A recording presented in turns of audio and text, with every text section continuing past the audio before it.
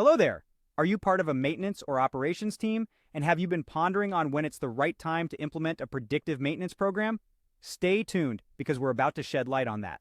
I'm Ryan Chan, CEO and founder of UpKeep, here to guide you through the process. Today, we will explore the progression of maintenance strategies, discuss the key indicators to look out for, and provide you with some valuable tips to boost your maintenance metrics. So, have you been wondering when you should start a predictive maintenance program? Well, the answer is simple. Start a predictive maintenance or PDM program if you already have a preventive maintenance program in place and you're looking to further improve uptime, overall equipment efficiency, and other maintenance metrics.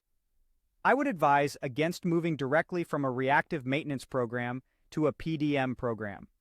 In most cases, this is a bold move. Let's think of the evolution of maintenance strategies as a journey of 3 phases. First, we have reactive maintenance, then preventive maintenance, and finally, predictive maintenance. It's important to follow this natural order of progression. There are some exceptions, of course, but this is usually the best path to theory. And that brings us to the end of our video. Thank you for taking the time to watch. We've covered the progression of maintenance strategies, key indicators to look out for, and valuable tips to boost your maintenance metrics. If you found this video helpful, please like it and subscribe to our channel for more insightful content.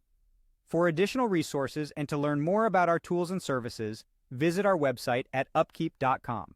Remember, the journey to successful maintenance and operations starts with the right knowledge. We're here to help you every step of the way.